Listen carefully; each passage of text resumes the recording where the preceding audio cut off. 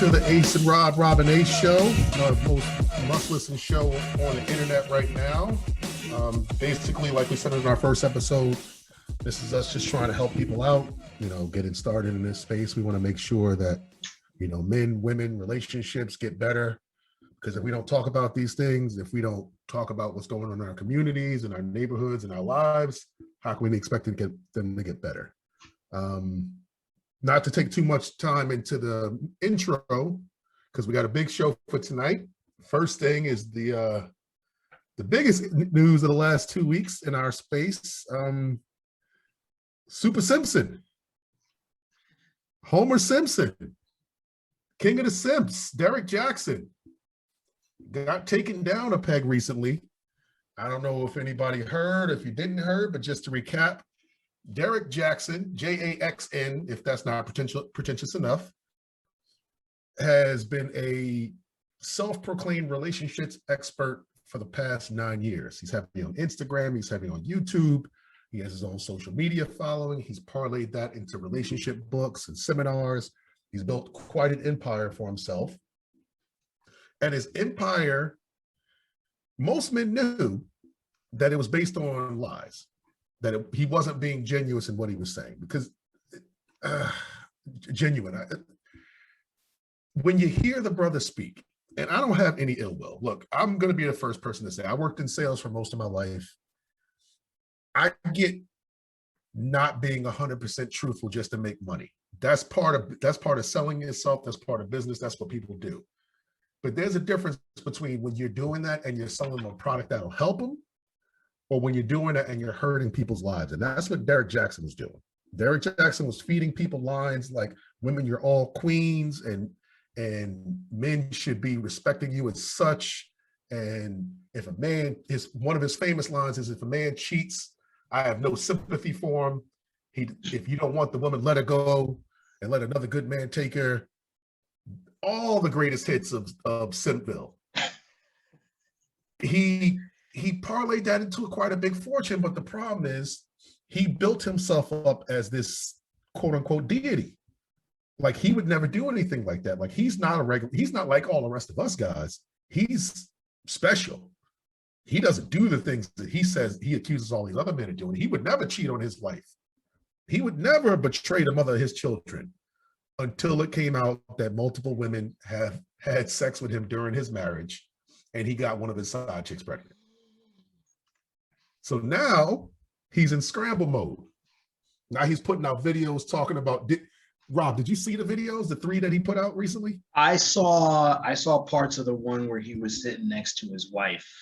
Okay, that's 2. That's video 2. Okay, she was just sort of nodding and sitting looking like a Stepford wife. Yeah. Right. Yeah. With that bonnet on her head. So the first one he put out literally like a day after the news broke. And he basically lied. He denied it. He said it didn't happen. I remember one of the famous lines he said in that video was, me and this young woman, there was 2 things that stood out. The first one was, me and this young woman had a sexual relationship without having sex. I don't speak Spanish, so I don't know what that means. I'm sorry. I don't understand that language. I've always been taught if you're having a sexual relationship, it involves sex. But maybe that's just me. Rob, have you ever had a sexual relationship with a woman without having sex with her? No, not even close. Oh, because it's not possible. Oh, okay, right. That makes sense. All right. So, and the second thing he said was things started going downhill in his life when he gave his life to God, which I've never heard anybody say. I'm not religious. I know a lot of people that are, but I've never heard somebody say, I gave my life to the Lord and then it went to hell. So that whole video reeked of BS. It reeked of nonsense. It reeked of scrambling. It reeked like he don't have a PR person. That's what it reeked like. Yeah. Because this is PR 101. Like Chris D'Elia is a famous comedian. He had a massive issue months ago. I don't even want to rehash it. It involved underage women. He was sort of exonerated. I'm not even going to go back into it. But he did what you're supposed to do. Shut up. Go away. Let things settle down for a while, then come back and address it. Don't do it while it's fresh and people could just pile on you. Let all that piling on stop, then try to recover your image. But no, this is Mr. Jaxn. He got to do things his way. So the second video is the one that you're talking about, where he Would you say it's Derrick, Mr. Jaxn, if you're nasty? Oh, he's nasty. He's nasty. He got that part down. He listened to that song. He probably played it while he was cheating. The second video, he's with his wife, and this is the one that irks me because there's no reason for her to be there except to try to get sympathy. Right. The only people that's going to work for is the women that follow him anyway, and they're going to give him sympathy regardless because they're already in the cult. Like, that's the thing about cults. You don't just leave them. It's obvious it's a cult. Like, if the Jim Jones drinking the Kool-Aid, they knew they were in a cult. They knew 90% of the stuff they was listening to was BS, but they're already pot invested. They're in it already. They're too far deep. They can't just leave because then they wasted all that time. And that's what his followers are doing now. They can't just leave Derrick. You got 9 years with this man. He's been feeding you lines forever. So they're going to stick with him. And he brings his wife into it. And they're trying to portray that she knew the whole time. And they've been working through it, and now he's rededicated his life after not dedicating his life, then dedicating his life, then now he's rededicating to Christ. So now he's good. He's going to continue. He's going to work on his family. Yeah. Now the rededication, the sequel. So apparently you got to dedicate your life to Christ, then mess up, then dedicate again, and then you're good.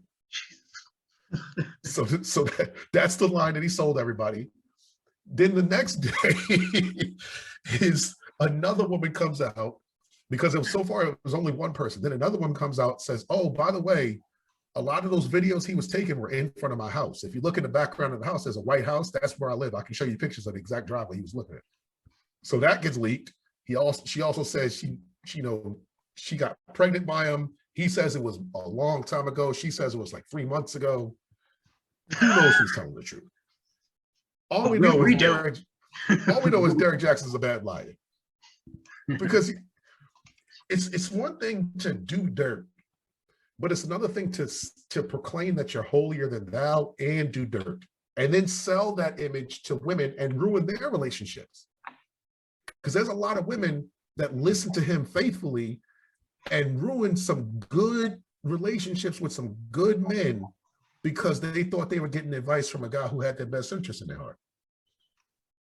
On the flip side, you got people like Patrice O'Neal, like Kevin Samuels, like a lot of these other shows, Donovan Sharp, I believe his name is. Yeah. There's a lot of these shows where they're trying to give you real male point of view advice to help you understand us and work with us better. And you don't want to listen to them. You want to call them mean and disrespectful and evil, but you're okay with Derrick trying to make you feel like a queen on a throne of lies. So that goes into our main topic of the day. We're going to talk about Derrick some more, but the main topic of today is, do women really want to understand men, or do they just want to be placated? So Rob, hearing most of the Derrick, because there's still a lot of stuff I didn't cover with the Derrick Jaxn situation. Hearing everything, what is your thoughts on this man? He has been at this for a while, and the thing, 9 years. I have said this, I didn't even know it was that long, but I've said this and I've heard a few others say this. He knew exactly what he was doing in terms of, from a business standpoint.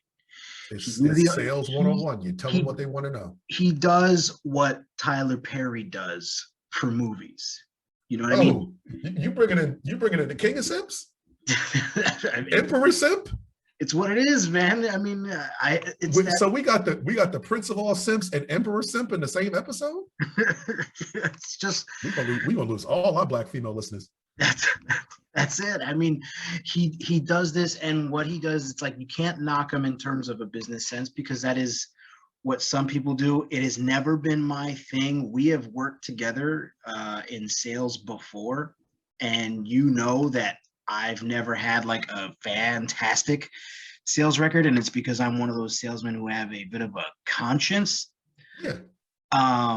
I found my niche in sales doing something that I developed a passion for. I What remember I we talked do about that a long time ago. You talked about you like finding your passion, and that's if you believe in the product, you can sell it easily. exactly, like I'm not meant to sell cars because I'm not meant to screw people over of their life savings to get a car so that I can get a commission. Like I'm not that guy. And Derrick Jaxn is kind of that guy because there's a No, lot of no, the no, guys that no you kind mentioned. of. No Yeah, kind of. He proved it. He is that guy. There's yeah, proof now. he's a hundred. Before we were speculating. Now we got proof that he's that guy. He's leaned into it because it's just like you were saying. You named a couple of names and they come off as like they get criticized as mean or overboard with their message. But at the end of the day, if you actually pay attention to what they're saying, they're legit trying to help people. They're trying to help even the female audience. They might say stuff that sounds like they're just dumping on women, but if a woman actually takes that advice, they can go places. They can actually get what it is they're looking for in an And age that's where it's really, really difficult to get that, where instead all they're going to get is slept with a lot. platitudes. Yeah. And that's the thing. These guys that have these quote unquote red pill shows, and a lot of them aren't up on the up and up. Some of them are just female haters. I'm not talking about them. I'm talking about the guys who actually give advice from a male point of view, and it sounds harsh because you don't understand this is how guys talk. When a man is giving another man advice, he's not sugarcoating it. He's telling you you need to do A, B, C, D, E, F, G, going right through the alphabet until you get to Z. He's not worried about this other man's feelings. If my friend comes to me and he's out of work and he needs to know what to do, to make a livelihood, I'm going to tell him this is what you need to do. I'm not going to say, well, how do you feel about not having a job? I'm not going to put his feelings around because feelings ain't going to help him pay his rent. Feelings aren't going to help him pay his mortgage. Feelings ain't going to do shit for him, to be honest with him. It's about results. For the listening audience, which is something you have done twice for me, actually. Yeah. And just I don't, some background. He's not like BSing here. And I'm not even going to, I'm not patting myself. I've done it for dozens of people. I want men to be successful. I want men to have the life they want. And by proxy, I want women to have the lives they want. I don't want anybody unhappy because what type of person would? Like what type of human being enjoys me succeeding and you not? Like it's more than enough for everybody. This pandemic proved it. The government prints money. They could play broke all they want, but when it came time for that stimulus, they had a couple of trillion lying around. So there's more than enough for everybody. We just got to make sure everybody understands how to do it. And feelings aren't going to get you anywhere. They're good for raising children. They're good for understanding your mate. But when it comes to the bones of society, feelings don't matter. It's like I hate Ben Shapiro with a passion, but he's right when he says facts over feelings. Your feelings don't matter when it comes to facts. And facts are men talk to each other in a very distinct fashion. If you don't like that fashion, that's fine, but find the message in what they're saying. Listen to the message. Don't get offended. Take your emotions out of it. Like I had a life coaching session with one of my best female friends. I've known her since we were in 6th grade. One of my best female friends of all time. She's like a little sister to me, 4 days younger. And she was talking to me about her life, and I was trying to give her advice on how to fix it. She starts crying. And I literally said, I don't know, stop. This has nothing to do with them. This is not about a sad or happy, this is about getting a result. Just like I would any client that I speak to. Your feelings, I get this is an emotional thing and it hurts and it touches your soul, but you got to remove that out of it because that's got you to where you are now. You want to get past that. But back to Jaxn, the man does, because I've been in sales for so long, I can see a con man coming from a mile away. I can, before he is third sitting saying, I already know he's BS. Like Donald Trump, a lot of people fell for his nonsense. I was 2 seconds in and I was like, oh, this guy's just kind of, he's telling them what they want to hear. He has no intention of following up on any of this. What happens? He gets elected. He follows up on nothing. There's still no wall. Mexico didn't pay for it, just by the way. Derrick Jaxn has been feeding women these hopes and dreams and self-fulfillment prophecies for 9 years. And I'll be honest, I've never met a woman that could follow any of his advice and be successful in a relationship. Like, let's talk about one of the things that he promotes. And you give me your side, I'll give you mine. Let's see if we, are on the same page. Yeah. Derrick Jaxn believes that all women should be treated like queens. Do you agree or disagree? Nonsense. And why is that? Because no one should be treated like anything just out of birth. Thank you. Like you earn your treatment. Babies should be treated well because they're babies and they're defenseless, but otherwise and they don't know any better. They haven't done anything yet. Yeah, you earn your life in this world. Like, if you know who should treat you like a queen, the person that reveres you like a queen. But not everybody else, not every man. Why would every man treat you specifically like a queen? If you are with your man for 5 years and you've built that lifestyle and you've built the relationship where he has that investment in you, yes, he should treat you like a queen. But some guy who just met you in a month? No, I don't even know you. We might not have even slept together. Why would I treat you like a queen? I'm gonna treat you with respect. But a queen? Why should you, and on the flip side, why should you treat me like a king? You don't know me. I could be selling you a dream, which probably I am. Because it's only a month. Let's be honest, 90% of the dudes, I'm gonna just put it out there, are giving you the biggest front in the world for the first 60 days. It's very rare to have a guy come out the gates with just pure honesty. It's just honest. It's just the facts. I hate to burst your bubble, ladies, but that's just like, if you think you know this man in the first 2 months, wait and find out. So there's never a situation like Prince Simp said where you should be treated like a queen just because you're a female. Like, every woman is a female. That's not special. My mother's a female. My sister's a female. My grandmother was a female. Every woman on this planet has been a female. There are some dirty women out there. There's some grimy chicks. We should treat them like queens too. The chick that murders her husband for his life insurance money, she's a queen? Or is she a piece of shit? The woman who sleeps around and has 15 different boyfriends and they're using them all for their checks and scamming the government off of welfare and popping out kids and not taking care of them, she's a queen? Oh, the one that I showed you from that TikTok video? Yeah. Where she details why she would have 7 kids instead of 1.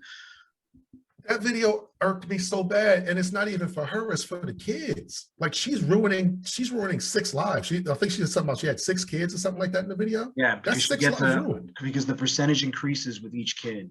Yeah, that's as many kids as you have, that's another life ruined. That kid is not going to make it. It's more than another life, because those kids grow up to end up killing other people. Yeah, I'm just giving the rosy side of it. They have a chance. Yes, every kid, rainbows do happen. Miracles exist.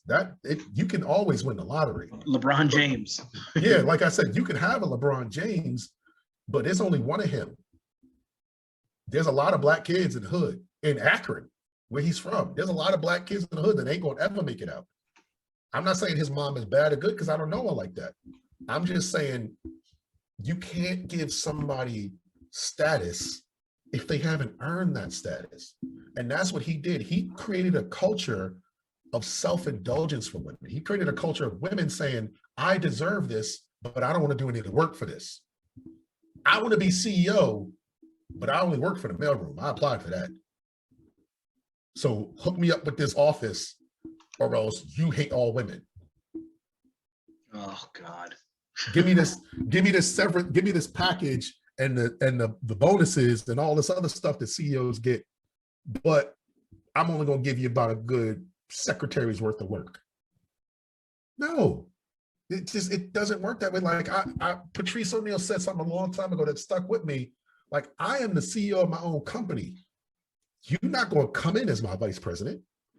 You're going to start in the mailroom. And what that means is you're going to be the girl that comes over my house at 2 in the morning and leaves at 3.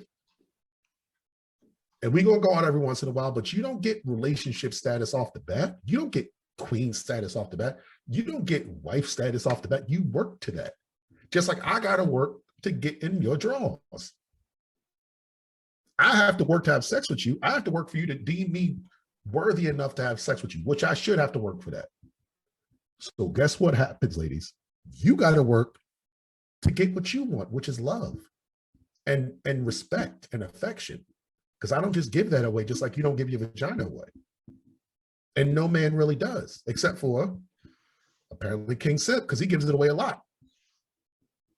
He has women thinking the main chick, and they don't even know about his wife. My issue too, not just with him being sort of devious with his personal life and message, because your personal life is your personal life, but the message he tells people is on a fundamental level just incorrect. It does not help. I don't understand how he's made money, because I don't think there's any. His primary audience is Black females, right? It's a majority of Black females. There's a lot of Spanish women. There's a lot of white women. It's women. It's basically like, I don't know. I haven't done the research. Have you met any of them that have benefited from anything he said? No. I've met women that have put me on, like, this was a couple of years ago. It's like, what are they paying for? That people that there was a female that was working at my job. I was a manager. She was one of my agents, and she was having relationship issues, and she pulled up a Derrick Jaxn video. And that was the first, I'm in a corporate office, so I can't really say what I want to say, but that was the first time I was like, oh, he's this motherfucker bullshit. Like, this is nonsense. What is this? You listen to this? You think this is how we are? And the first thing I wanted to ask, like, do you have a father or a big brother or a man in your life that you could really talk to? Because this is nonsense. Like, fathers talk to their daughters that way because that's their little girl. But that's his little girl. It's not mine. I'm gonna treat her like I regularly treat her.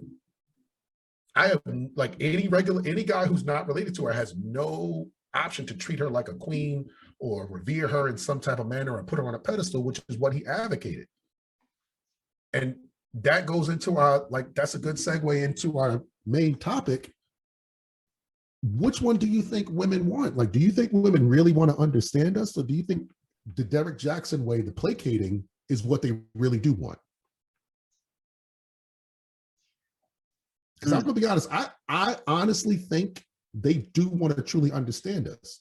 I just think they don't have the emotional maturity to do that. Because it always goes to I've done this. And like I said, I just gave you an example of my best. This is somebody I've known for almost 30 years.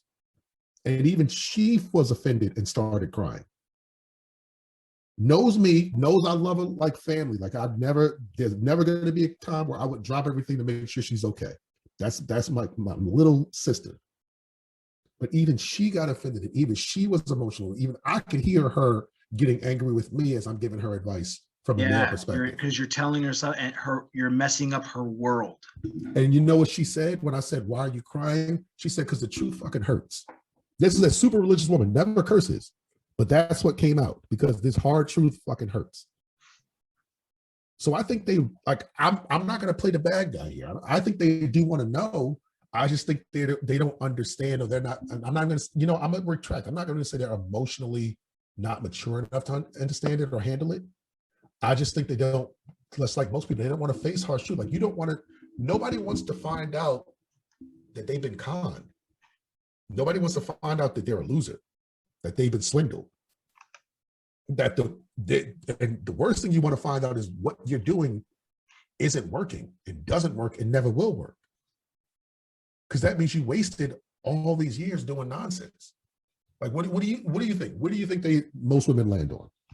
So I think I'm glad you put the question that way, because I think it really is going to depend on a number of factors for the individual woman. Like what factors? So as far as understanding men, you know, a woman who's been married for 20 to 30 years, who has her family, she doesn't necessarily need to find a new understanding of men unless her marriage is in danger.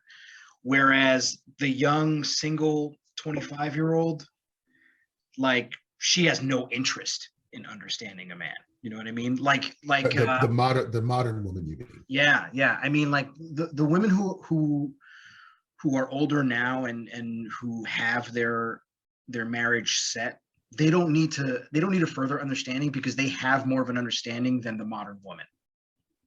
They definitely, the old school, our grandmothers know Yeah, what men are about. that's why I say modern woman, because you go back 40, 50, 60, 70, 80, however many years you want to, this wasn't an issue. The divorce rate wasn't that high. What is it, like 60% of all marriages end in divorce now? It wasn't like that before. Like, you got married at a younger age and you worked it out and you were expected to stay together and fix whatever issues you had.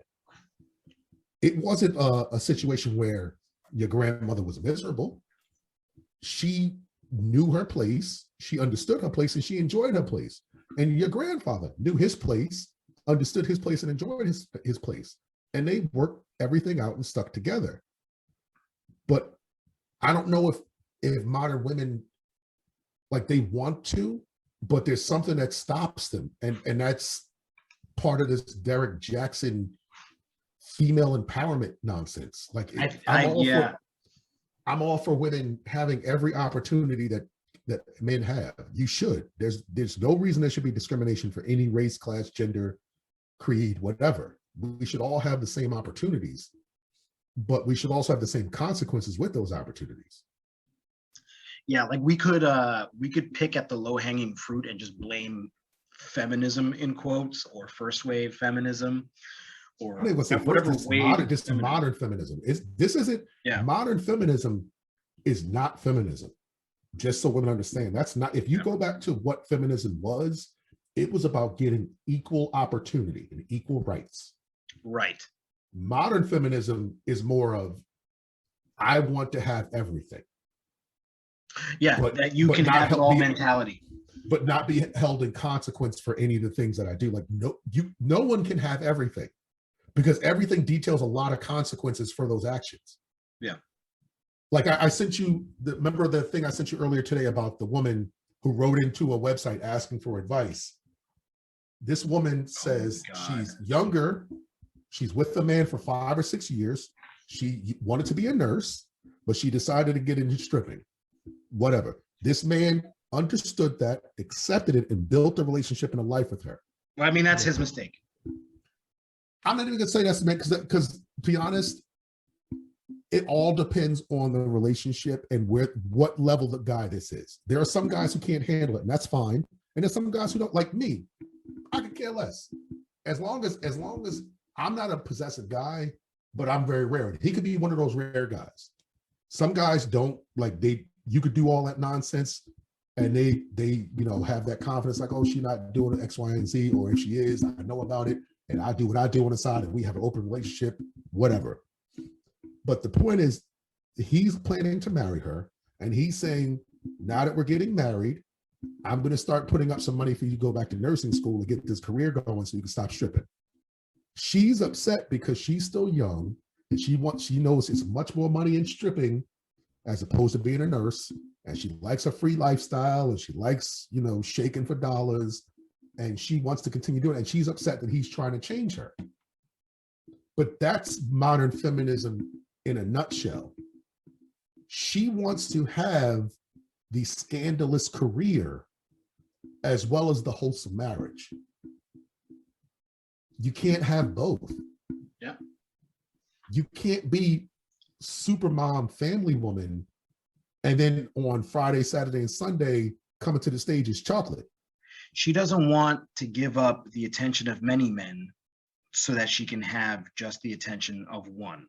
Yeah, she even said something, I'm not ready to be a boring housewife, because that's how she views housewives, as boring instead of fulfilling. Like, you're molding lives. And that's the difference between generations, because, like we were just saying, like, our grandmothers didn't have this problem. I mean, they had other problems, but they knew that that was the wrong path, so to speak. There was a time where, I'll even throw this in for guys. Like, there was a time where a guy having 4 or 5 kids was considered like the luckiest and most blessed guy.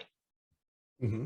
Like, man, you have a big, beautiful family. And we have a friend whose life is kind of like that, right? Mm-hmm. And it was the same for women. It was just like, wow, you have a great big family. You guys made it.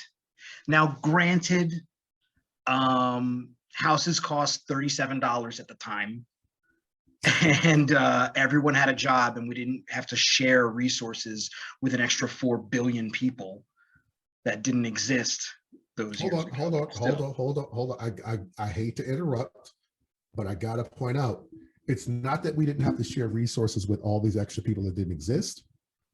Men didn't have to share jobs with women. Also true. Like, that's what a lot of women don't understand about choice and consequence. You got the right to go into the workplace, but for every job you took, there was a man who couldn't do it because that job's filled. And so what that does, that shrinks your dating pool, because that one shrinks your dating pool. 2, it shrinks your resources, because now if I'm a woman and let's say I'm in the 60s and I'm making $40,000 a year, which is like $120,000 now, am I going to date a guy making $20,000 a year? Probably not. And also, if I've worked this hard to get this career, am I just going to give it all up and go back in the house and raise these kids? Probably not. So it like, to what you were saying, it went from a society of women who revered being a housewife, who looked at that job as because that's what it is. It's a job. It's a career. Looked at that career path with reverence. And that's what I want to do. And I want to be that housewife, to where now women don't even really think that way. Like, they say they do, but they're thinking they want to be a housewife in their mid to late 30s. And by that time, you're done. We're not hiring. Like, there's no man who's going to hire a housewife who's at the end of her career, basically. She's at the end of her tenure, because biology doesn't lose. The wall is undefeated. Women can only have babies up until a certain point. It's just, that's just my problem with this modern feminism. It's like, you got it. You got all the rights. You got all the equality. You can do whatever you want to do, but you can't get every outcome you want to have, because it's just not possible. Like, you can't work for 20 years and then start a family, because by the time you finish working, you can't get pregnant anymore. Like, Oprah is a beautiful, amazing woman. She don't have any kids. Her legacy dies with her. Facts. All those billions that she has, I don't know where it's going, because it ain't going to her kids. She could maybe adopt some and give it to them, but that's still not her flesh and blood. That's not. I'm actually surprised she hasn't done. Oh, I believe at some point that'll happen. I believe at some point either she'll start a foundation and that'll be her legacy, because she can't have kids, or she'll adopt. But that's Oprah is a prime example. There's 2 prime examples I give to women of choice and consequence. And these are 2 high-powered figures that everybody should know. One is Oprah Winfrey, the other's Beyonce. Oprah Winfrey. 2 different routes. 2 different routes. 2 different, completely different routes. One worked her ass off to become the biggest media woman, female, whatever you want to call it, in society. She got the spot. She is the queen of all media. There is no one bigger than her as far as being a female in media. She's worth billions. You can never take that away from her. But she sacrificed being a mom and having a family and having a husband and having a stable home and having a lot more stress in her life. That was her choice. She chose to do that. And you don't see her complaining about it, because I believe she understands that was a choice she made when she was younger. Yeah. This is what I'm doing. This is probably what's going to happen. I'm good with that. I'm good with having billions instead of babies. All right, cool. But then you got Beyonce, who would sing about all the ladies throw your hands up if you're independent, and all my single ladies and all the other, female empowerment songs. But she got out the game in like 24, 25 and got married to Jay-Z. Yep. And her last album was like 6, 7 years ago. Why? Because she'd been putting babies out. She ain't been putting out albums, she's been putting out babies. He turned Beyonce into a stay-at-home mother because that's what she really wanted. She could easily have been, he's worth, I believe it's like 1.3 or 1.5 billion. She's worth 400,000. She could easily be on his level because that's how big of an artist she is. But she understands that if she works as hard as Jay-Z does, she can't raise her kids. Somebody else is going to have to do it for her. And that's choice and consequence. And mind you, I think when you bring these two specific ones up, I don't think either of them regret their decision. I don't think so either. That's what I said about Oprah. I think she understood, and I think she's fine with where she is. And I think Beyonce understands that she's fine where she is. She worked out a public humiliation and made a hit album off of it. She knows what she's doing. She's a great businesswoman. She made sure her home and stayed intact. Kudos to her. Oh, by the way, Jay-Z taught her a lot of that. Yeah. Yeah. He even had a conversation, because I'm not even going, dump on women about this. There's a lot of dudes that don't know what they're doing too. And Jay-Z had to learn the hard way about how to be a man and about how to be a father, because he didn't grow up with one. He had no good positive male influences in his life growing up. So he had to learn it. And then he taught her and built with her on how to be successful and have a stable family and home. Same thing for Will and Jada. Like, people clown Will Smith, people clown Jada. They still together. They still have a home. They still have a family. Whatever. That last interview was cringe, though. It was. Bad marriage, especially that bad marriage for lifeline. Like, they rehearsed that 5 times before. So I get it. But the gist of it is they still together. They still have a home together. They still have a relationship. That is the point we're trying to make. Yeah. Yeah. They may have certain agreements, but those are agreements that they chose and they are happy with. A lot of women, let's be real, if you got caught cheating on your husband, you probably wouldn't have a husband anymore. And Will may have done something on his end, and he probably wouldn't have a wife, because that's this modern stuff where, all right, I'm gonna just go get somebody else. I'm gonna leave you. You cheated on me. I'm gonna leave you and get somebody else because it's just so many available. I can go get another man. I can go get a better you. Like Beyonce said, I can have another you in a minute. She didn't leave. That's one of her most famous songs. You must not know about me. And she talks about this dirty, cheating man and get your stuff and get gone. And I can have another you in a minute. Jay-Z cheats on her. Nah, I can't get another Jay-Z. I'm gonna figure this out. We're gonna work this out, Mr. Carter, Sean, sir. We're gonna figure this out. Maybe if we have another kid, it'll fix everything. Yeah, and that's exactly what they did. They had another baby. And good for them. Good for them, because that's what you're supposed to do. Marriage, relationships are about trials and tribulations. If it's worth it, work it out. If it's not, go. But you got to make that decision based on logic and reasoning, not just emotion, not just feelings. Like Kobe Bryant's wife, God rest his soul, she couldn't get another Kobe. Tiger Woods' wife, is she even married again? Like, who knows what she's doing? She can't get another Tiger. There's only a few upper echelon guys. There's a handful. You can't just leave them. And on the flip side, if I'm with Oprah, there's nothing Oprah could do to make me lose her. I'm gonna figure out a way to be with her. Right. Or or even somebody who's not worth Jennifer Lopez, Halle Berry, some of those fantastic looking women who have the knowledge and you're not getting rid of that. You're gonna figure that out. Alex Rodriguez called off the engagement, but they didn't break up. Oh, I didn't know that. Yeah, I heard they was in the news. They called off the engagement, but they still together. They said they're not breaking up. They just put a pause on it, because you can't. Because there's certain things you got to understand. It's not always going to be easy, ladies. There's no placating answer to solve every relationship issue. The way you solve it is with work and with talking and with communication. I heard Myron Gaines say this. He said, beauty is common, high value men are not. 1,000%. I agree 1,000%. There are only 1% of the entire United States population of men that make over $400,000 a year. What would be considered a high value man? Just, and not talking about all the other intangibles, just salary. There's only 1% of our population of males that make that.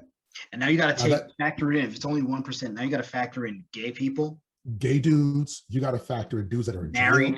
You got to factor in dudes that are married, dudes that just aren't desirable. Ugly dudes. That's what I'm saying. We're not even factoring. First of all, there's no ugly dudes that make $400,000. Let's be real. If you make that much money, you can get a girl. that overrides ugliness. Like we talked about Jay-Z last episode. Or like James DeVito. Yeah, there's a certain monetary value that it doesn't matter what you look like anymore. Like Harvey Weinstein was a horrible person, but he was married. Somebody put up with him. Somebody looked at him and said, yeah, I'll do it. Why? Because he's worth millions. Someone looked at his album. I'm getting this money. Yeah, he's worth millions. Like she's like, yeah, I'll do it. I'll suck it up. I'll take an Alka-Seltzer beforehand and calm my stomach, and I'll do what I gotta do. She made that choice. But that's the point that I'm trying to make. Like, this is gonna sound harsh. And remember, I'm not the nicest one. Rob is the nicer one. I'm not. I give you straight up cod liver oil medicine. I give you Buckley's. I don't give you Robitussin. Women, ladies, you're not special. None of you are. It's just a fact. Every other woman has the same machinery you do. Now you're special to your man, but you're not special to anybody else. You're special to your family, to your parents, to your children. You're not special to anybody else. And that goes for men too. Nobody's special. Nobody's like, you're important, but you're not special. And that's part of going into our next topic, why we're singling out these quote unquote modern women. You tell me, Rob, you take the wheel on this one. What do you think about modern women, and why are we singling them out? I don't necessarily blame them, but the reason we are singling them out, in my opinion, is because they're the ones who are at the age where they've been sold this lie. They've been the key demographic of this narrative. And the real reason for that, I believe, is consumerism, because the economy runs on the modern woman and the simps who are trying to lock down a modern woman.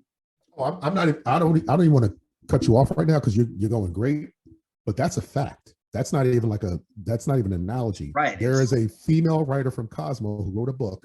She was writing Cosmo when it first started, I believe in the 60s and 70s. And she wrote a book about all the tactics they use to try to keep women single. Like all the time you read those relationship columns and all that stuff, thinking they were helping you keep a man, they were purposely trying to make you single. They were purposely pushing this modern version of feminism because they knew it would make women single, it would make women headstrong, and a single woman shops twice as much as a married woman.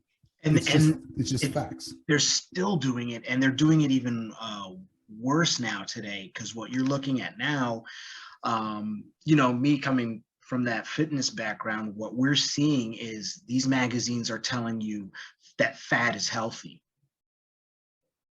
They're telling you to be less attractive, and that men are the problem for finding in shape females attractive. Like men are disgusting because we want our women to actually not look a certain way.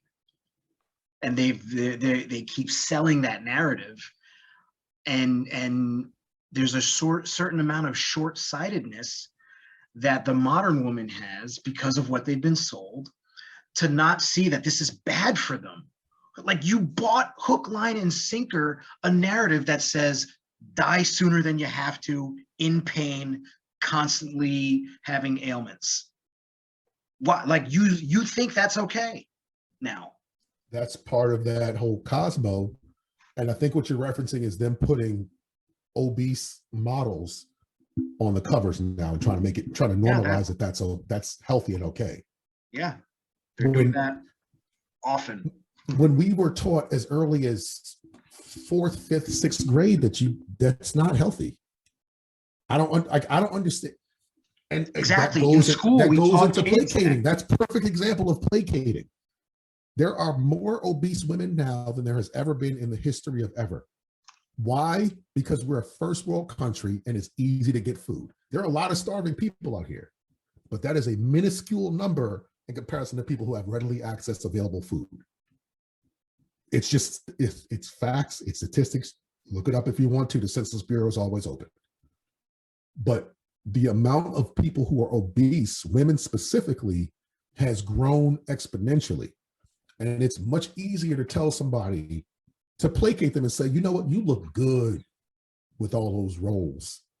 You look good, falling out of your pants a little bit. You look good in that circular shape.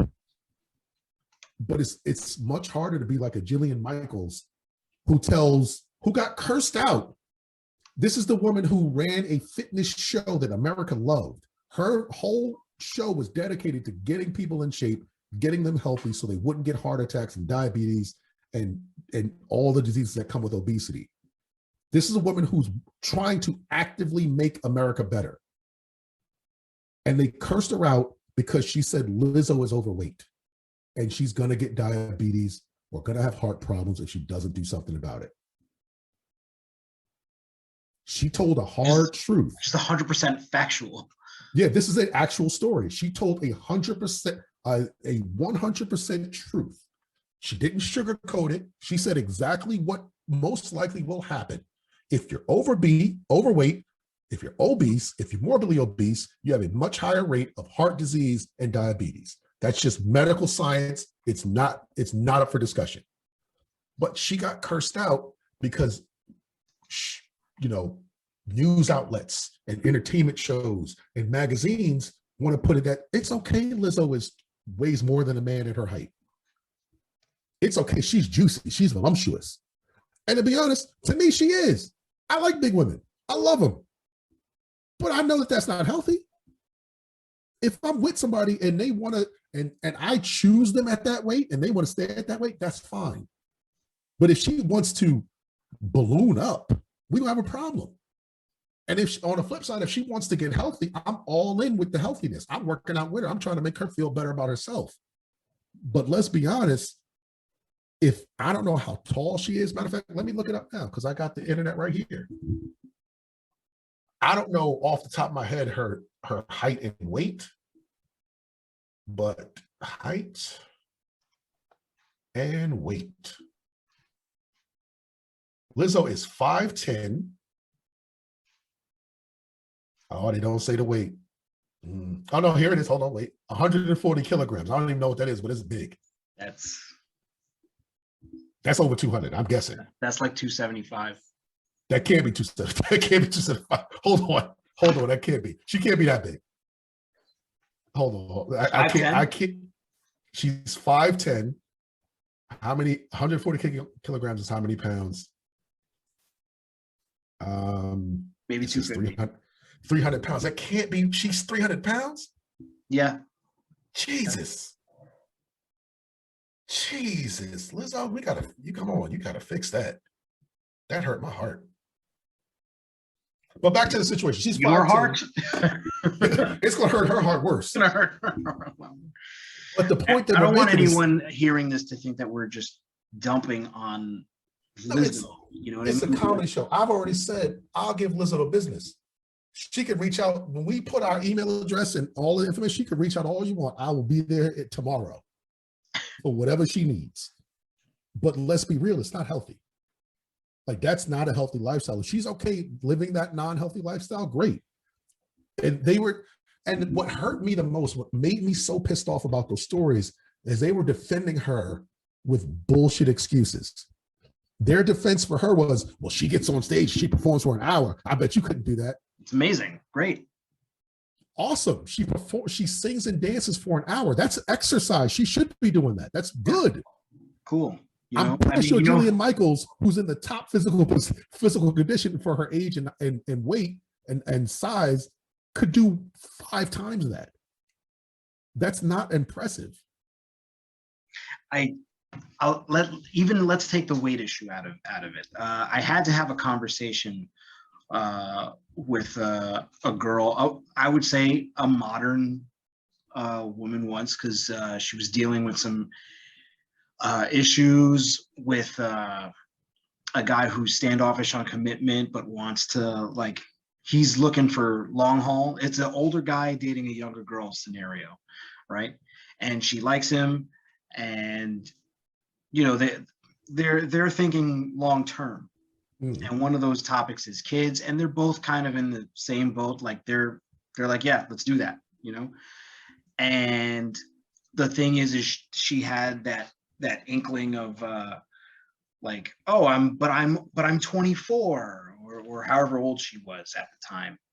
And I said, you have to understand that he's not just being possessive, although that is part of it, because living that lifestyle makes you a bad investment for his future. But that also is not a quality of a good mom. And we have completely devalued the role of parents, mothers and fathers, but more fathers, I would say, but we've devalued what it is to be a parent today. And we tell women that that's not something they should be worried about, that they should not be trying to even have kids if they don't want. And we inundate them with the world is overpopulated. It's not actually. Poor countries are overpopulated.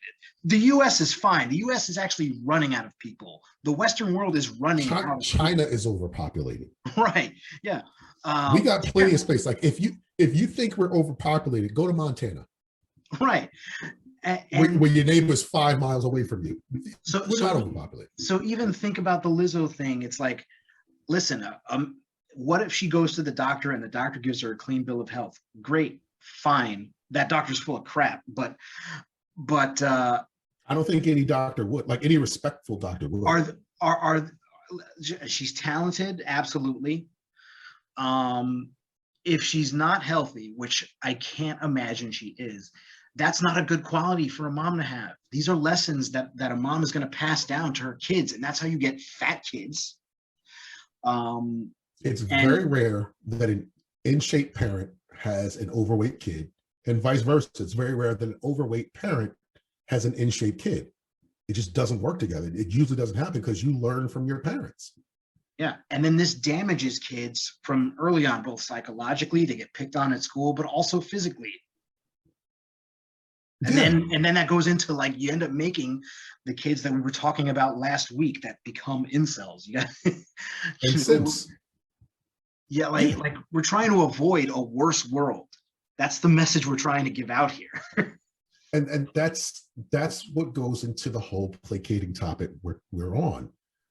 It's how do you give the message to a modern woman without them rejecting it because of the programming they've been given from society for the past 20, 30, 40 years?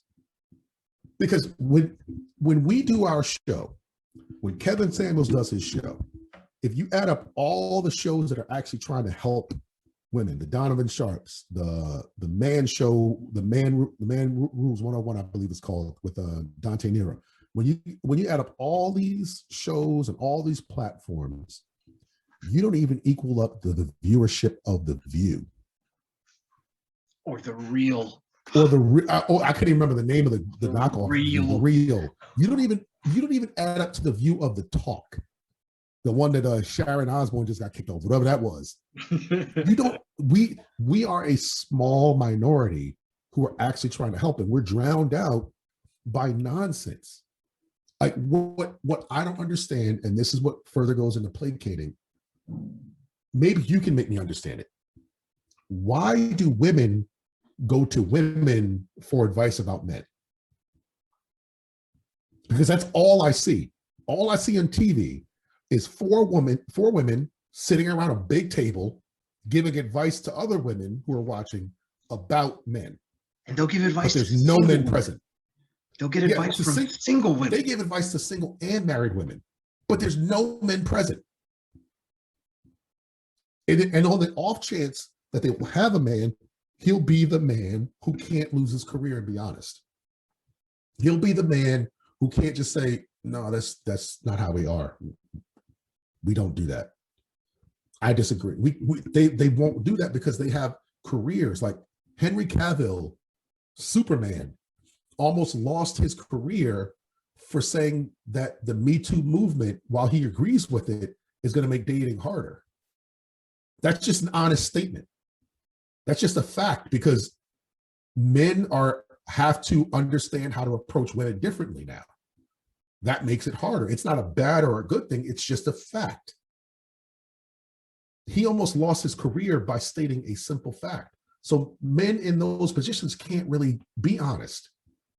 So everything that we say, everything that these other shows say, is all going to be drowned out by the Cosmopolitans, by the other women magazines. I can't remember, name some of them.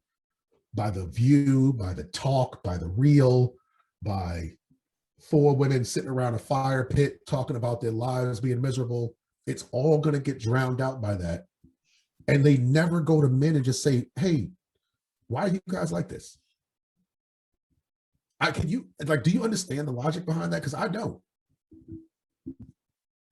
There is no logic. It's an emotional response. It's even if they do go to men, they make sure they go to the type of men who are just going to tell them what they want to hear. They're going to make sure they go to their guy friends that they've known forever, who have just been waiting to try and smash, who are just going to say, they're going to go to the Derrick Jaxns of the world. Basically. That's what they're going to do. They're going to go to that. I think the natural response is to maybe seek that out. And I think that's only the natural response to the modern woman. I think the women of the past did not go for advice like that. And I think maybe what has to do with some of that, what the reason for that might be the roles that fathers have played in the lives of women over the years, and how fathers had a lot more presence back then, and respect was carried on that title that is just not there today. Now we can talk about like your community in general, which has been hit the worst with issues with fatherhood. You know, I know you don't want to. I'll say black women and black men, and well, I mean more kids in general growing up in homes. Yeah, without but we directly affect those kids. Our relationships are what they like. When Jay-Z said he didn't know how to be a man and a father and a husband, hits hard because he didn't grow up with one.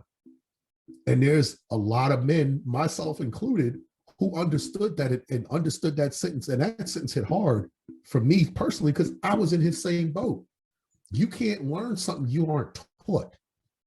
And if a father isn't in the home, how do you learn how to be a good father? Or a good man? Like how do you learn positive masculinity? What it looks like? If your mother has an attitude of all men ain't shit, how are you going to start to view women as a young woman? I mean, view men as a young woman. How do you do that? It's just not going to happen. 100%. And my community, black women, I love y'all to death, but you got to get over this nonsense. And this is stuff that has been fed to you to mess us up. We are the only community with women who say they don't need a man. We are the only race of women who say they don't need their male counterpart. I can do bad all by myself. Why the fuck would you want to do bad with any situation? Why is that something you could even say? I can get another you in a minute. No, you can't. You can hope for another me, but you can't go get it. You don't have the skills to. I don't understand, and it's something that we're going to talk on later episodes, because I have so much to say. Black women have to come together and verbally reject the bullshit that their parents put into them, their mothers put into their head, and their female icons put into their head and all these different sources. Like Basically, Kevin Samuels 2024. That's all I'm saying. you do need a man. Like, and men need women. It's okay to say that. We need each other. There's no power. Like, we've all had Facebook open on Father's Day and seen a woman post her own picture. Like, that's the most hurtful thing you can do, not only to yourself, but to your kid. Because your kid really does need an actual father, not you. You can't do the job. You can't teach a man how to be a man. And you can't teach a woman how to respect a man if you don't do it. If you don't respect men, how are you going to teach your daughter to respect men? How is she going to have a healthy relationship? Like, it always boggles my mind when women are surprised that their daughters or sons have kids at a very young age when they had kids at a very young age. Like, who do you think they learned it from?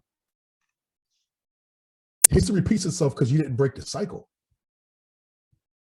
And also, I did. Also, what they viewed was a skewed version of a relationship. So instead of just seeing their mom and their dad, they saw their mom and 13 boyfriends over the years. Even if they think that's normal. Yeah, even if they didn't see the 13 boyfriends, what they did see was their mom showing her strong Black woman self. Great. But they didn't see at the time she was breaking down in her bedroom crying because she was so alone. That's the stuff you don't see as a kid. Like, we all have parents that worked. Money magically just appeared. We didn't understand how it worked until we had to work for ourselves. We didn't understand struggle. When you're 7, you don't understand that your dad has to do 15 hours of overtime. And he's tired, and he doesn't really have the energy to play games with you when he comes home. You just know that dad's home, I want to play games. What's up? When I was younger, we couldn't afford a Nintendo. That's how old I am. Regular Nintendo. I'm not talking about the stuff you got now. Old 2-button Nintendo. We couldn't afford it. When we finally got one, we got one game. And I was like, how am I going to play with just one game? That's all I could afford. But that's the mindset of a child. Okay, but like, what game was it? It was Karnov. You don't know about that. It's old school stuff. You don't know about the Russian guy who blowing fireballs. It was the worst game ever, but it was all we had, so we played it. But we didn't see the struggle that went into getting that. So we didn't understand the struggle until we had to be through it. That's in correlation to what these women are showing these young Black men and women about relationships. When you disrespect men, Black men in particular, you're teaching that to your children. And then our segment of society becomes more fractured. Black women get married on an average of 25%. Now, I know what you're thinking, ladies who may be listening. You may have 3, 4, 5 friends that are all married. Congratulations.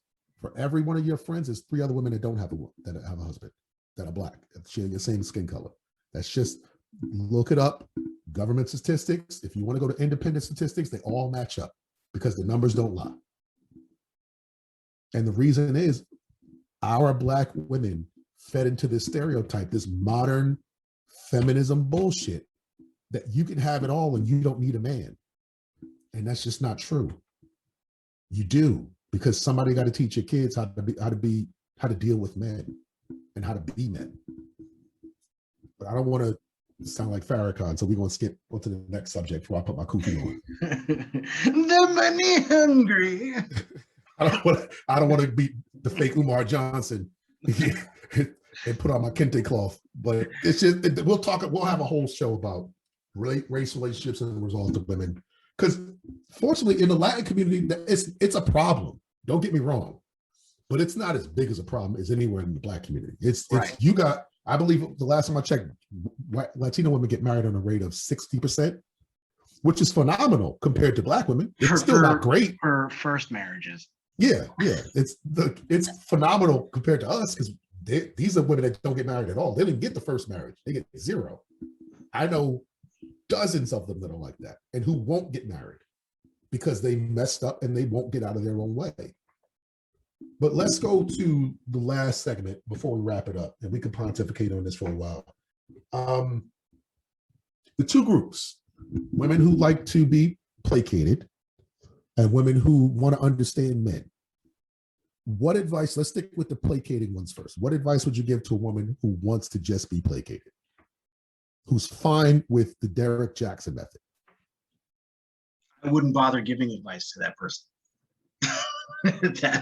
that because that to me is a hopeless case. There's got to be some sort of waking up, because no matter what problem they're going to bring to a guy like Derrick Jaxn, he's going to feed in to what she wants to hear. It's not your fault, Queen. Put your crown on. It's never going to get better. Wear your crown high. Show yourself a pride, Queen. It's his fault. I want you to keep doing that while I answer, by the way. All right, I'm definitely going to be Derrick Jaxn in the background. So he's going to keep feeding he's going to keep feeding the junk food when what you need is the sour. Queen. He deserves to revere you. You don't revere him. What Derrick Jaxn was doing, and the advice that women who want to be placated are looking for, is the junk food. And that's not good for you. You need the health food. Eat these Skittles, Queen. And guess what? Health food doesn't taste as good. It doesn't. It's just like your medicine. Sour Patch Kids, Queen. Gobble them up. It's the same. Bring the crown. It's just like the medicine. It's just like, you know what? Robitussin tastes better, but the real stuff works, and it tastes like crap. I was just having this conversation with the lady that's in my life because she's on a diet. And I made a fantastic Spanish stewed chicken with rice and beans. And she was cooking up some quinoa. A roast con gandules. Yes. Yeah. I hooked my Spanish dishes up because I dated Spanish women in the past and I learned. She was eating some quinoa with something else. And she was like, this shit sucks. And I said, yeah, but it's healthy. Like, mine is not healthy. It's a fact. Like, we gonna eat good, but this is not what you want to eat. Coming from a health background, what you actually made was not bad. It's you probably ate way too much of it. Oh, I definitely did. I'm looking at it. I still got some. You probably had a massive serving, and that's what made it bad. Entire spaghetti pot's worth of it. I did not mess around. I don't play these games. So for the listening audience, sometimes you're going to get some fitness tips on this show. Let me just ask the audience, when it comes to rice, and you just answer this at home, what do you think is a proper serving of rice? And then I'm going to blow your mind, because I'm going to tell you exactly what a proper serving of rice is, and you're going to laugh, Ace. Until my stomach hurts. It's so bad. That's how I do it. A proper serving of rice is about the size of your fist. That makes sense. That's it. That's all. I've never eaten that little bit of rice, but exactly. But if that's what you're eating, if you have that much rice in a serving, rice is totally acceptable and healthy. But that goes to what you just said. We've all known that the healthier the food is, the worse it's going to taste. You can't make celery taste good. You can make it acceptable, but you can't make it taste good. I've watched Gordon Ramsay, who's one of the top chefs in the world, do amazing things, but there's certain things you just can't make taste good. You can just make them taste okay. Cauliflower is never going to be yummy. Like, when I see those cauliflower steaks and they do all that stuff and dress it up and do all it, it's still cauliflower. Ugh. But it's a lot healthier than real steak in the same proportion. That's just that's life. That's what the truth is like. What's palatable and what's tasty and what's scrumptious is usually worse for you. And that's DJ's whole method. And I'm gonna deviate from you. I'm gonna say that you should give advice to those women, because everybody deserves to hear the message. Nobody's beyond help. Everybody, a lot of women who latched onto the Derrick Jaxn method are women who don't have a man, who have had trouble keeping a man, who've gone through significant periods of doubt in their lives, And they have this guy, this is what con artists do. They don't attract the people who are okay. They attract the people who are struggling, and they tell them that it's not their fault. It's somebody else's fault. It's the guy you were dating. He just wasn't mature enough, or he's probably cheating on you, queen. You gotta go out and do better. You gotta look for better. He's not worth your time, or he left you and he's with this other woman, but he's still thinking about you because you're a queen. I've heard him say that. That's the sad part. That's an actual quote from him. That's Jesus. Amazing to hear. I know it's for real. Your man is with another woman, but he's still thinking about you, queen, because you are like, no, that's just not. We left. We gone. We with this other woman. We wouldn't be with her if we wanted to be with you. We would try to be with you. But that's what they fall for. It's a moment of weakness that extends into periods of weakness, and that weakness can be dissipated. You can get back to strength, but they got to be willing to accept the message. So I'm not saying you should ever not give them advice. Like, the advice I would give them is, has this worked out for you? Has your way of doing things worked out for you? Put it into that perspective. Because if it has, keep doing it, queen. Put your crown on. Walk on rose petals or whatever nonsense he said. Your ex does want to still be with you. You know what? You are a queen. He probably was cheating. It is his fault. He was a bum. Mr. Right's around the corner. But if it's not working never for you, settle down. Yeah, never settle. Like, settling is a bad thing. Like the word settle is terrible. Never settle down. Be the queen. Do what you do. You don't need a man. If that works never for you, settle mentality, if you think about it, it's just like, do you just want to be stressed out your whole damn life? I don't even look at it that way. Like, that never settle thing. What do you mean settle? What do you think you're worth? What are you looking for? What do you think you're going to get? If you're 37 with 3 kids by 2 different men, and you don't want to date this guy because he's a plumber, or you think some guy is beneath you, no, y'all are on the same level. You're not settling, you're accepting. There's a big difference. If a man making $400,000 chooses you, he's settling. You're not settling. He's the prize. You're not. Just like if J-Lo wants to be with me, she's settling. And I'm gonna be so thankful every day. I am going to wash her feet. I'm going to do everything a person should do to make his woman feel like a queen, because she settled for me. You're not settling if you're not big. If you're not on, if it goes into the inflated ego and value. You got to properly estimate where you are in life, and that goes into a lot of factors. But a lot of it has to do with age. Like, you can't demand what you could demand at 22 or 24. Once you hit 35, the stock is plummeting. You GameStop at this point. Your stock is just dropping about a second. People are selling left and right. It was high, but people figured out that's not what you want. But you can still, like, if that Derrick Jaxn advice is working, do it. By all means, there's nothing I can tell you that's going to convince you otherwise, because it's working. If something works for you, keep doing it. But 99% of women, it doesn't work for. And if it doesn't work for you, why are you continuing to feed this? Why are you continuing to do this? Why are you continuing to be this? Yeah. Like, I that's the only advice I would give them, is take an honest, objective, outside, remove yourself from the situation. Don't think about you. Think about person down the street who's in the exact same situation as you, and analyze their life as if it wasn't you. Would you want to continue for that? Would you tell them to continue doing what they're doing? The answer is no. Switch up your mentality. Like, take some of this Buckley's. Like it's the same thing I've told guys before. If you're a man and you are having trouble getting women and you feel like a wimp and all that stuff, I'll tell them in a second, when was the last time you fought somebody?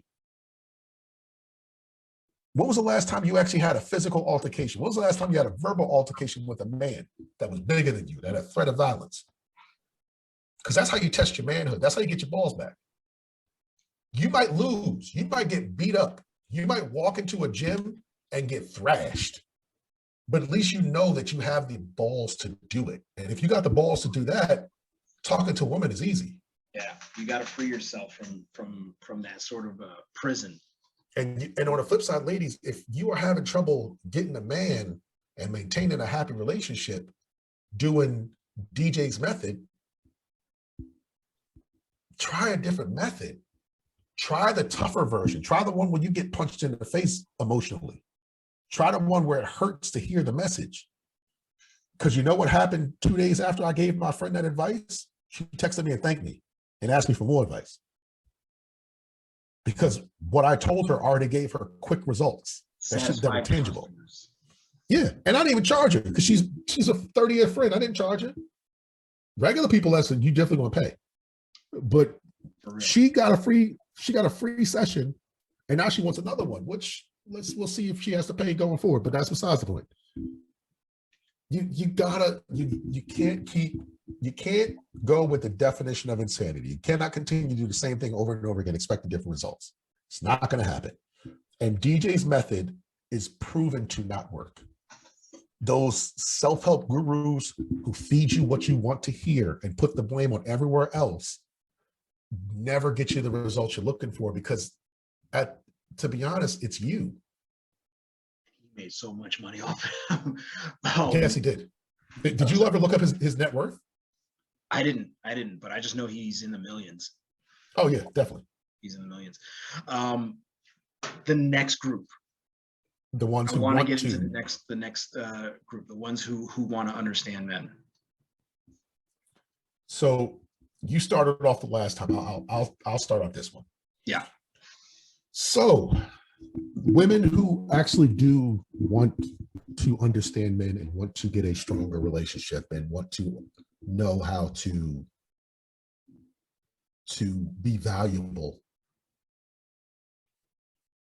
I'm going to say this to you.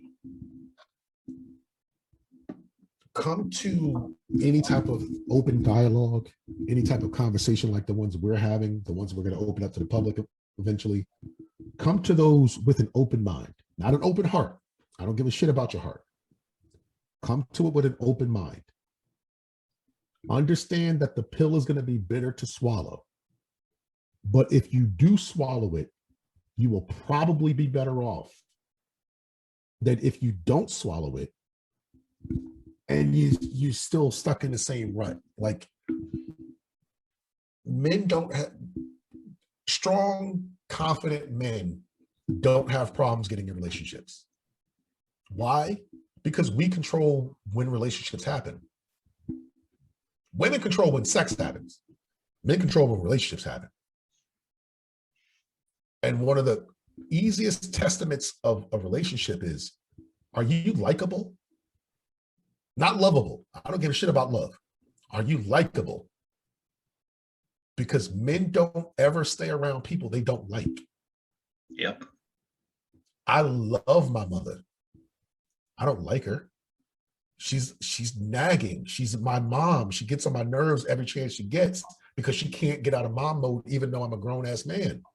I don't spend every day at her house. It's not just a Puerto Rican thing, huh? No, it's an every race thing. All mothers do the same thing because you're always going to be their baby. I don't knock her for it. I love her for it, but I'm not going to hang around and be nagged as a grown man. And I'm glad you mentioned that about the moms, because moms with sons, particularly moms with sons where the home is not like a broken home, have this very keen understanding as to how things are there. They think a lot more like you and me because they want to protect their sons from the BS. The women that's going to take advantage of them. Yes. Exactly. We both worked with a woman that I was dating a long time ago. And this is when I was a lot younger. Everybody knew this woman was a bitch. Oh, naive Ace. And I'm going to be honest, I didn't see it because she treated me great. My family hated her. My mother specifically hated her guts. I was with this woman for like 2-3 years. My mother hated her. And I had one of these too back in the day. And she was much older than I was. She was 10 years older than me. And I didn't understand why my mother hated her until afterwards. She said, I knew she was bullshit. I knew what she was trying to do. You were a young thing. She was taking a rod for what it was. She was taking advantage of you. She didn't tell me. She didn't want to break my heart, because that's unfortunately what mothers do sometimes. They don't want to give you the harsh truth, but she knew it. But that's the issue. Take the harsh truth. Give me the harsh truth. I'm fine with the harsh truth. I don't want Robitussin. I want the Buckleys. And that's what women have to go into. Don't look for Robitussin. Look for Buckleys. Go to your CVS and say, what's the hardest medicine you got? Don't say, let me get some Luden's cough drops because they taste like candy. But you still coughing while you suck on the cough drop. You gotta eat 37 Ricola. You gotta put 15 of them in your mouth at the same time to stop coughing, because you're gonna choke to death. You literally just every 10 minutes, Ricola, honey. I've never understood how Luden's are still a thing. Like that, it's just candy. That's candy. There's no medicine in this at all. I've sucked on 7 of these and my cough is worse. Cool. Let me just get some lifesavers. Yeah, that's what they are. They're bitter lifesavers. They're licorice. That's what they are. But that's my advice. If you do honestly want to understand men, if you do honestly want to build a better relationship with men, and you want to know why this relationships that you've been having and these things that you've been going on with aren't working the way you want to, come in with an open mind, listen to what we're saying, and try it out. Because you can't get any worse than you are. If you single at 36 with no prospects, what's following our advice going to do? Make you not single? No, make you happy? Possibly? Queen. You oh shit! Puerto Rican Derrick Jaxn is here. But even if you have a possibility of fixing it, what you're doing right now still has you where you are. There's so many women that are even in my life that are going to die alone. And it hurts to say that, because they didn't have to. It does. This isn't what we want for you. I don't want anyone to die alone. Yeah. I've seen people, my father died alone. I don't want to see anybody die alone. You should always have somebody to look out for you. Extenuating circumstances, I'm talking about a regular natural death. You should never want that. But you got to do the step. You can't just be okay with that outcome. Like, I've given up. I'm okay dying alone. Like, what the fuck are you living for then? What's the point? Life is about relationships and about companionship and about, having that person that's with you. Why would you want to continue to do something that has you in the boat on the way to Spencerville? That's all. That's my advice. If you want to take it, great. If you don't, DJ will probably put his podcast back up soon.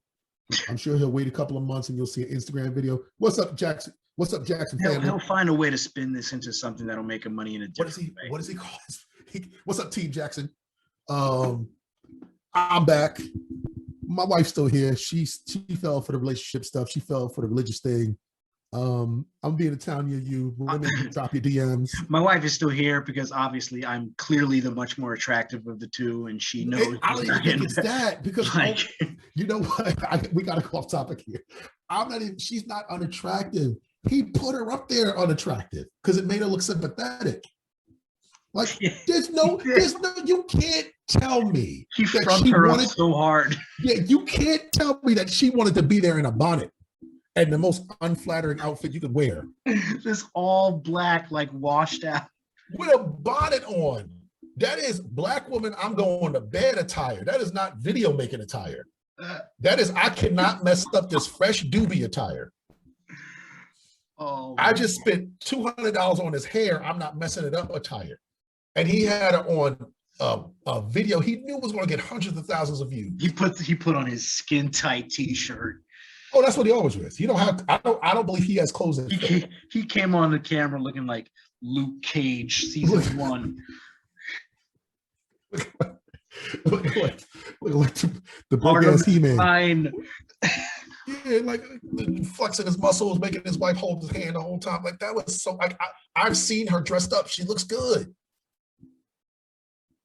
But come the fuck on, man. You got to do better by your woman. Like, and the sad part is he raised the stock of Christian women in men's eyes without even knowing it. Man, if you need to be forgiven, get you a nice, strong church girl. Because she is living proof. He done a lot of shit. And she's right by his side. Yeah. Yep. Now, for these women, the ones who actually do want to understand us, not to cut you off, but the advice I would give is to start off by saying the fact that you do want to understand us puts you multiple steps ahead of that other group. So I want them to know that going in. So then going into what you said about like try to understand us, try to listen, have these conversations, do talk to us, do listen to us.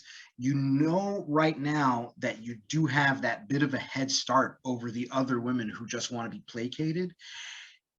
And when we say us, we mean men, us specifically. Please listen, tune in, subscribe, like, do all the stuff you're supposed to do. Smash that like button. But men, stop asking women for advice. Stop that. Deers don't know how to hunt other deer. Like, what are you doing? Then if you do absorb what we're saying, if you believe what we're saying and you start realizing that this is designed to help you, then you can go and offer that advice to your friends who just would rather be placated, because they might believe you before they believe us. Oh, they'll definitely believe them. It's because it's about the messenger. Right. Kevin Samuels was given this example, and I've lived this example anytime I've given advice. Gordon Ramsay has a certain status in the food making community. He has 7 Michelin star rated restaurants. He's one of the most well-known best chefs in the world. He has a reputation. So he used to do a show called Kitchen Nightmares. And in Kitchen Nightmares, he would go to a struggling restaurant and tell them what to do to make that restaurant successful. 90% of the restaurants failed after he left. A lot of that was the same mentality that has Derrick Jaxn thinking that, these women thinking that Derrick Jaxn is the truth. They didn't want to listen to his harsh message up front. So they went back to blaming the customers and went back to blaming the suppliers and the reviewers and everything else and lost their business. But they took the advice initially, even though he's calling them pieces of shit, dummies, fucking donkeys. He some British curses I didn't even understand. Like, I don't even know how that's offensive, but he would say it with an accent. So I'm assuming in Britain that means something bad. Bollocks. He calls somebody a pillock. I don't even know what that is. What the? Exactly. You would have said it to me. I'm like, thank you. Is that a good? Or I don't know what that is. You yelled it, so I'm assuming it's bad. But he calls somebody a pillock, screaming in their face to the owner and chef of the restaurant. And they eventually started taking advice based on his outcomes, based on what he knows, based on that. And even then, some of them lost afterwards, which is a possibility, because if you deviate from the path, he can't control that. But they were taking his advice because of the package it came from. Now, you could have a regular chef who knows just as much as Gordon Ramsay, but doesn't have his pedigree. And he can go into your restaurant and tell you, look, your price of steak is just off. Like, you're not going to make any money with these prices. You're giving away food. And I asked for medium, and this came out rare. Like, does your chef know how to cook a medium steak? And the decorations in here is terrible. Like, your menu is way too, all the stuff that Gordon Ramsay would say, but because he's not Gordon Ramsay, you're not going to take that message. That's how women look at men giving advice on women, when it should be the opposite. There is no woman who knows more about men than any man on the planet. It's impossible, because there is no deer that knows how to hunt deer better than a hunter. It's the same knowledge level. You can know all you think you know about how men think. I've heard women say, I know how men are. I know this and that and third. And within 2 minutes, I'm like, you don't even know anything. You have no idea. You may have a man, but you got lucky. Because I don't know what I don't know how he's putting up with you. You don't know anything that we want. Because, like I said, a deer can't tell another deer how to be hunted. You're the huntee. You're the catch. Fish don't know how to get caught by a fisherman. You just get caught. So you can't listen to the advice of the other things that are being hunted like you are. You got to listen to the advice of the hunter. This is what I'm looking for. This is what I like. You may not like hearing it, but this is what it is. But not to cut you off. Keep going, sir. Oh no, that was it. Just I wanted it to have that little positive tinge, because from the jump, the fact that you're not just trying to be placated and that you are trying to understand men puts you ahead a little bit in that sort of journey. You know what I mean? That to me was like an important part of the message. It's like people who want to own a business. If you've went to business school, you have a leg up on opening that business. You understand how to do it, as opposed to somebody who just says, yeah, I want to own my own business. What do I do? I got to look stuff up online, figure this out. How do I start an LLC? All this other stuff. That's what you are if you're already open to advice from men. And understand the source it's coming from. Like, you have two guys here who I've seen Rob's work. Rob has seen my work. We know what we're talking about. We're not just talking off the cuff. We're not just saying stuff just because we're saying it. We're saying it because we tried it and it works. I've never had a problem having a relationship. I've never had a problem teaching or guiding a woman in what I want, what I like, and how to make our relationship stronger. I'm not saying that relationship worked, because it didn't, because that's just, you can't control people. So people are going to be people at the end of the day. But I know how to fix a situation. I know how to get into a situation. I know what I as a man want. And I know how to approach the situation. Rob does the same thing. I've seen his, like I said, I've seen his work. I know what he does. We're coming from a place of intelligence. We're coming from a place of love. We're coming from a place of respect, as long as you're respectful to us. But you got to be willing to put the work in, and you got to be willing to listen. Like, you got to understand everything, especially me. Rob is, like I said, he's the more gentle one.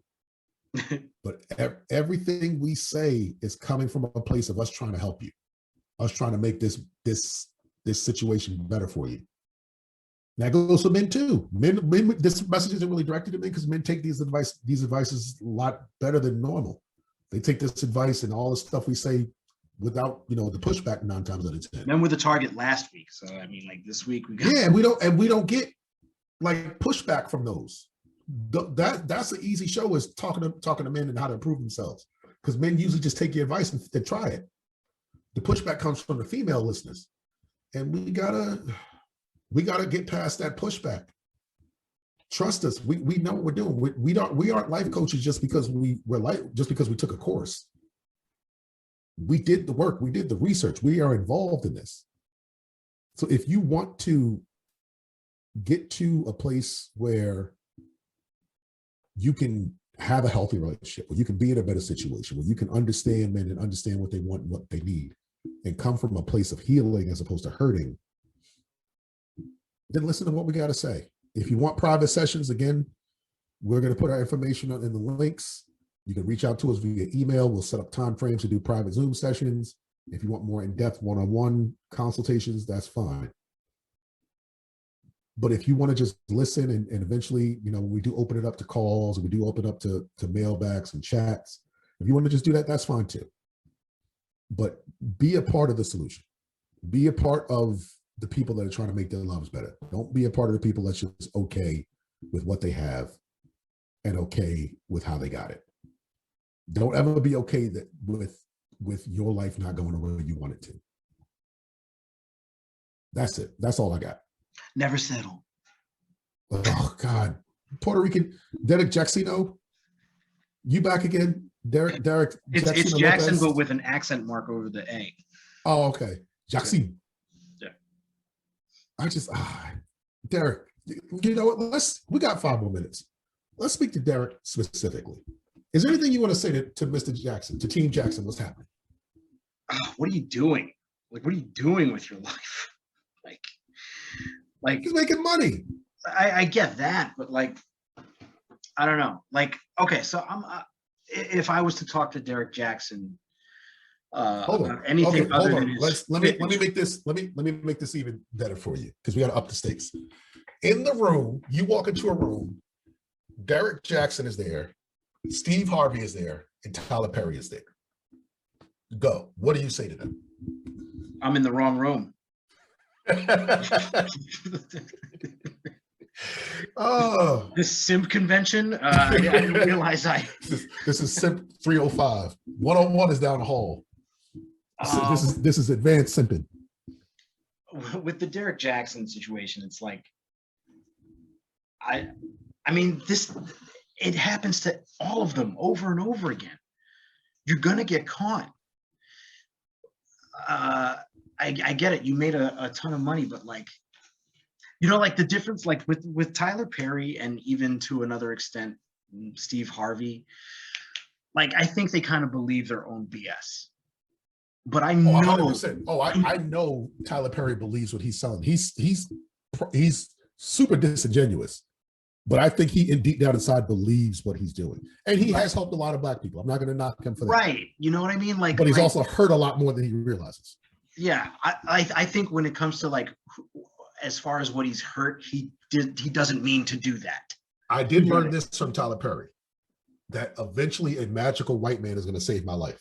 That, I mean, at some point, I'm going to meet a magical hobo white man who's actually a billionaire, and he's going to save my life. That's what I learned from Tyler Perry. It's funny because that actually happened in one of his movies. One, I mean, multiple. What do you mean? I've never actually seen any of these movies, but I've seen 3, and they're all trash. But continue. And you could say the same about Steve Harvey. Like he means well. He does believe a lot of his own horse shit.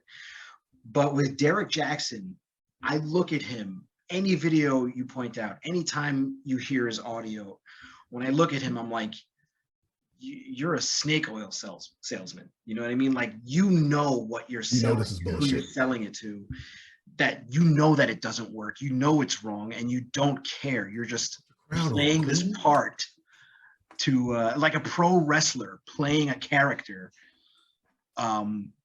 just to exploit people. And that's where I have a problem with a guy like Derrick Jaxn.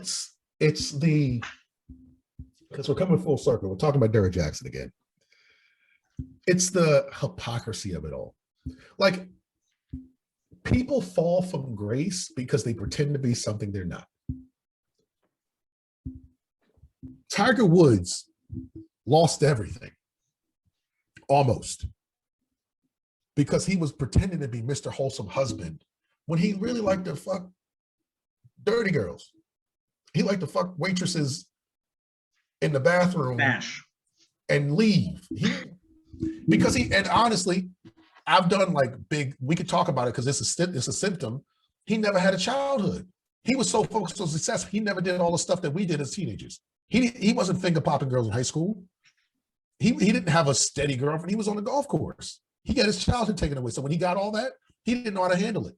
Peter Pan syndrome, Michael Jackson. Yeah, when he got all those women, as he's on tour going from place to place, just throwing their panties at him, talking about, Tiger, you look so goofy. Can we have sex? He didn't know how to say no to that.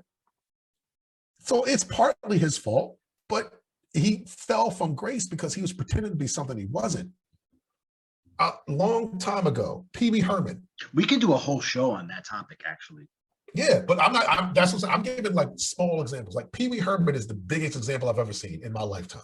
For people who don't know, Pee Wee Herman had the most popular kids show in America at one point. Pee Wee's Playhouse. He had a movie. He had like, I think 1 or 2 movies based on it. 2 movies, yep. He was on top of his game in the childhood entertainment thing. Now, the actual actor was a dirty comedian.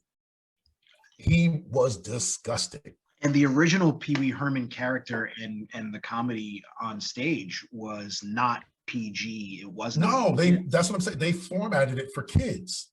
They made it a kids show.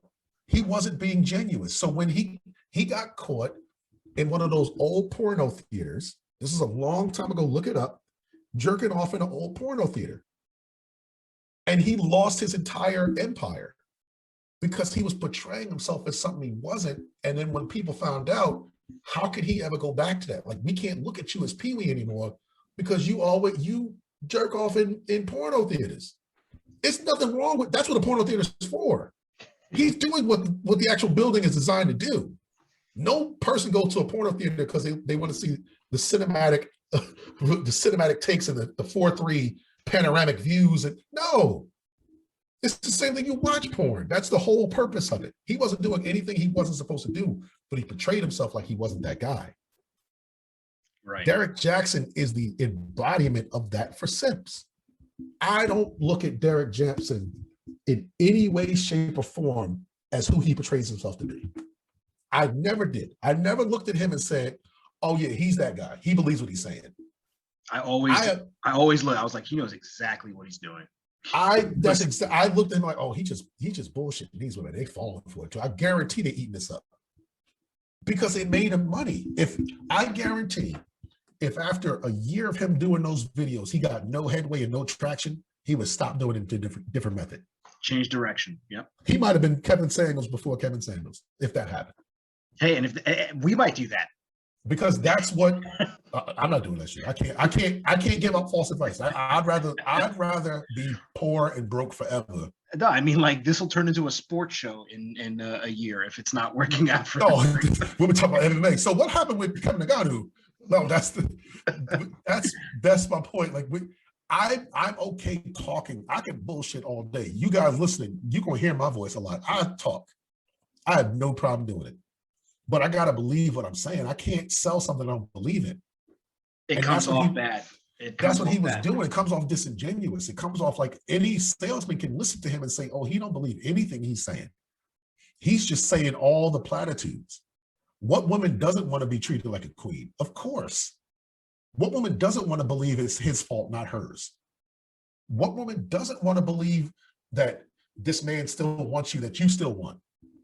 Of course you want all that stuff. What woman doesn't want to think that men that cheat don't deserve sympathy? Of course that's what you want to hear. But are any of those true? No. Not one thing I just said was true. And I think he knows that deep down inside. I think he knows right and wrong, and he chose wrong. He woke up every day choosing violence. He went on Instagram and went on whatever the social media method was. Probably, what was the thing before Instagram? We like 10-second videos or whatever it was. Fine. Yeah, it was a long time ago. That's how Vine. Vine, yeah, he probably had Vines. He probably had all that stuff. He's probably doing TikToks. But I don't think he believed any of them, because you know why I know he didn't believe them? Because he was making them outside of his mistress's house. Freshly squeezed. It's been proven. She put up evidence. Who wouldn't want to do those videos from the comfort of his own home? Why the fuck do you think he was always in his car? Because he was going somewhere doing something he wasn't supposed to do. You know, I'm sitting right now at my desk at my house. I am enjoying my space. I'm giving you all this information from the comfort of my home because I'm not out there fucking every woman possible. If I was, that's the message I'm gonna tell you, because that's what I can't be that guy. So for Derrick, you're never going to listen to this. You're never going to listen to anything anybody says to you or about you, because you display every psychological symptom of a narcissist, of an extreme narcissist. So you probably think it's somebody else's fault. You're probably blaming these women. You're probably doing a lot of stuff you shouldn't be doing, instead of being introspective. But on the off chance that you hear this is my advice. Go away. Go away forever. This space is done for you. Stop. Don't try to rehabilitate your career because you are Pee Wee Herman now. Yes, you're still going to have followers. Your diehards are not going to leave you no matter what you do. They are Donald Trump supporters. If you shoot somebody in Times Square, they're going to be like, well, that person deserved that bullet. You always are going to have that base. But you're not going to latch on to anybody else, because we see you now. We see the bullshit. Like it's a famous Jay-Z line. We don't believe you. You need more people.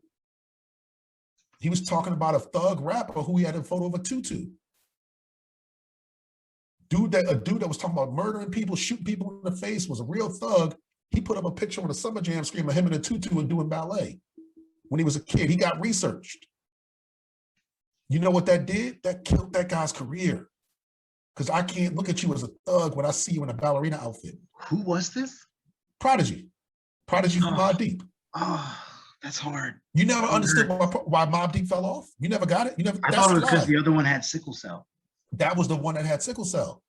But that was he had sickle cell his whole life. They had a hit album when he had sickle cell.